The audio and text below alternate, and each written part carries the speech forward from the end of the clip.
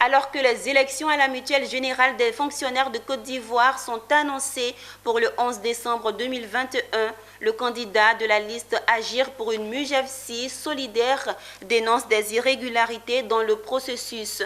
C'est la quintessence de la conférence de presse tenue ce 23 novembre à Abidjan par le candidat Bliblé David de la liste AMS, Pierre Tebeu et Ézéchiel Siri. Pour l'élection des délégués de la MUJEFSI prévue le 11 décembre 2021, le comité électoral national a réceptionné 1562 dossiers individuels de candidature, dont 275 dossiers rejetés, soit 17,6%. Parmi ces dossiers rejetés, 10% de faux casiers judiciaires ont été découverts d'après la commission en charge des élections. Ces listes, entre autres rejetées dans plusieurs sections électorales, sont celles de Performance et bien-être, Rassemblement et changement, Agir pour une MUJEFSI plus sociale, Transparence, solidarité, unité. Devant cette situation du rejet de sa liste, le candidat de la liste Agir pour une MUJEFSI plus sociale dénonce des irrégularités.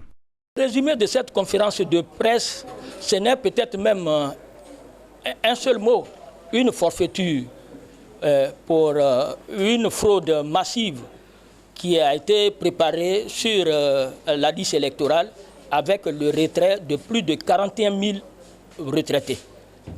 Et ça, je le déplore en tant que leader syndical parce que nous sommes les défenseurs des droits humains et des droits matériels et moraux des travailleurs.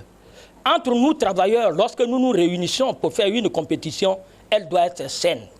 Il appelle à l'arbitrage des hautes autorités pour rétablir la liste AMS pour éviter une mauvaise élection à la mutuelle et propose une élection plus inclusive, équitable, juste et transparente. C'est que nous voulons pour la paix sociale, que le gouvernement de Côte d'Ivoire, en l'occurrence, Monsieur le Premier ministre, s'en saisisse la situation pour que nous puissions régler cette question et pour que la compétition puisse être saine.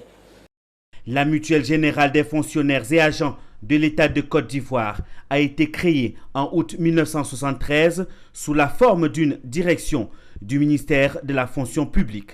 En octobre 1989, à la demande générale des syndicats de fonctionnaires, l'État ivoirien se désengage de la gestion de la MUJEFSI et confie celle-ci aux fonctionnaires.